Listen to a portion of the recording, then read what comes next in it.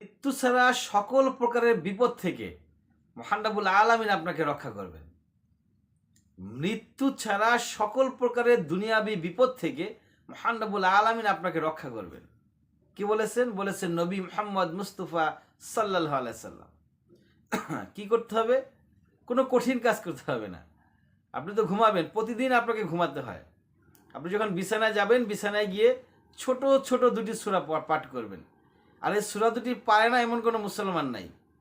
যারা মুসলমান, প্রায় সকল মুসলমানই, প্রায় না সকল মুসলমানই এটা পারেন।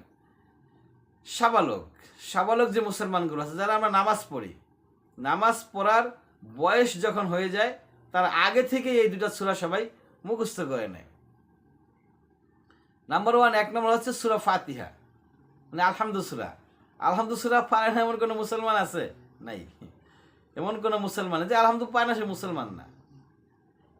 বাচ্চা বাদে যারা সাবালক হইল, যারা প্রাপ্ত বয়স্ক হইল, নামাজ পড়ার মতো যোগ্যতা অর্জন করলো, অর্থাৎ 10 বছর 12 বছর বয়স যাদের হয়ে গেল, নামাজ পড়ার যোগ্যতা অর্জন করছে, এই বয়সের লোক সূরা ফাতিহা পারে না এরকম মুসলমান নাই। যদি না পায় তাহলে সে মুসলমান না। নাম্বার 2, 2 নম্বর হচ্ছে সূরা ইখলাস, কুল হু আল্লাহ সূরা। তো সবাই চেষ্টা করে যে আলহামদুলিল্লাহ পাঠ করা, মুখস্থ করার পরে কুল হু আল্লাহ পাঠ করা, মুখস্থ করার জন্য। একদম সহজ সূরা, তাই না? দুটা সূরা, এই দুটা সূরা আপনি কিভাবে পড়বেন, একটু নিয়ম আছে। সে নিয়ম মাফিক যদি আপনি পড়তে পারেন তাহলে ইনশাআল্লাহ তাআলা দুনিয়াবি কোনো বিপদ, কোনো প্রকারের কোনো বিপদ আপনাকে অ্যাটাক করতে পারবে না। মৃত্যু ছাড়া, মৃত্যুর সময় যদি এসে পড়ে, মালাকুল মউত আপনার কাছে যদি এসে পড়ে, তিনি যদি অ্যাপয়েন্টমেন্ট পেয়ে যান, পৃথিবীর কোনো শক্তি নাই আপনার কিছু করতে পারে। অতএব মালাকুল মউত যতক্ষণ অ্যাপয়েন্টমেন্ট না পাবে ততক্ষণ পর্যন্ত আল্লাহ পাক আপনাকে রক্ষা করবেন। কিসের মাধ্যমে? সূরা ইখলাস এবং সূরা ফাতিহার মাধ্যমে। তাহলে আসলে আমরা জেনে নিই কীভাবে পড়বো। রাতের বেলা আমরা যখন ঘুমিয়ে পড়বো, সেই ঘুমানোর আগে বিছানায় যখন যাব, আমরা অজু টজু করে ফ্রেশ হয়ে আমরা অবশ্যই পবিত্র হয়ে বিছানায় যাব।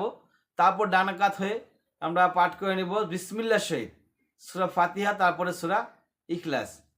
তাতে করে মহান রব্বুল আলামিন সকল প্রকারের বিপদ থেকে এই রাতটা আমাকে রক্ষা করবেন। বলেছেন কে? মহান রব্বুল আলামিন। দলিল হচ্ছে মুসনাদুল বাজ্জার, হাদিস নাম্বার 3107। অতএব আমরা চেষ্টা করব নিয়মিত পবিত্র হয়ে অজু টজু করে বিছানায় যাওয়ার জন্য, এবং বিছানায় গিয়ে সূরা ইখলাস, সূরা ফাতিহা পাঠ করে তারপরে ঘুমানোর জন্য। ওয়া আখির দাওয়ানা আলহামদুলিল্লাহি রাব্বিল আলামিন।